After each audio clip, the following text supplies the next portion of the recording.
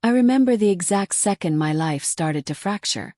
It was at our backyard barbecue, 6 months after our daughter Lily was born, the air thick with the smell of grilled burgers and laughter from friends.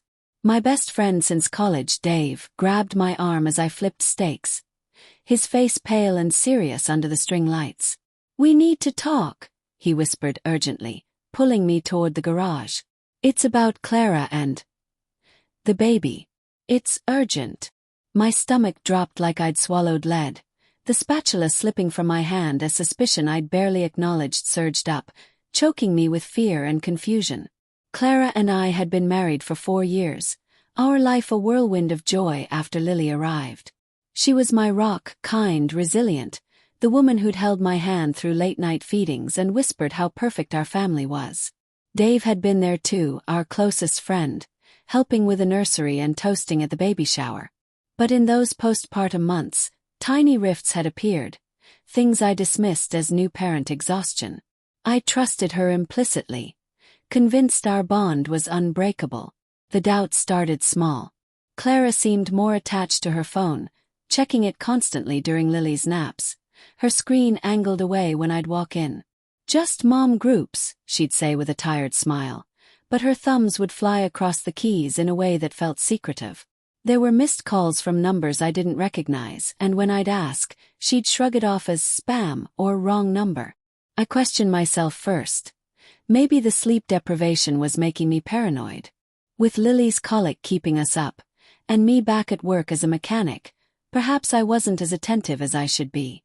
Her responses grew cooler too. When I'd try to cuddle on the couch after putting Lily down, she'd pull away gently, claiming headaches or fatigue. "I'm just worn out, babe," she'd murmur, but her eyes would dart to her phone lighting up on the table. Love made me overlook it.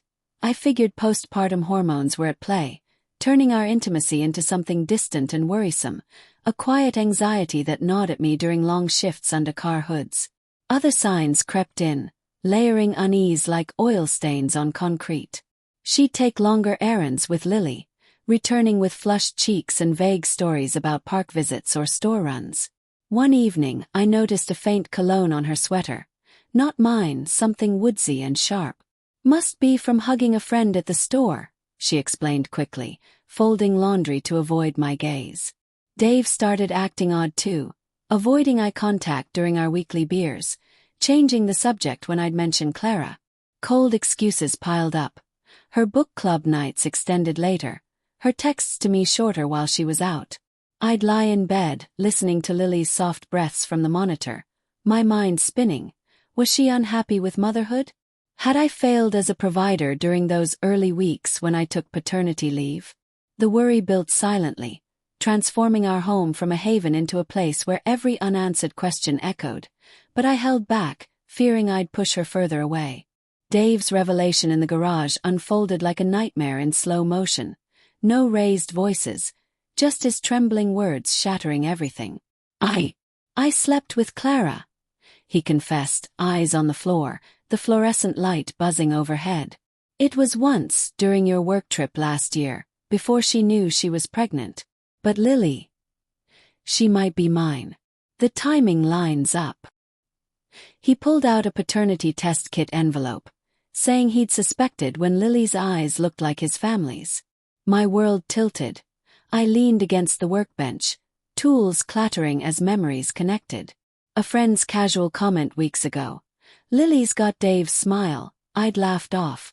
Now, overhearing Clara's late-night whispers on the phone to him, her supportive talks about parenting, it all clicked.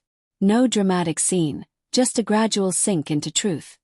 Their emotional connection had sparked during my absence, a one-time slip turning into hidden guilt. Trust collapsed right there, piece by piece, as Dave begged forgiveness, explaining how shame had kept him silent until Lily's features made denial impossible. The agony ripped me apart inside over the next hours and days. I didn't storm back to the party.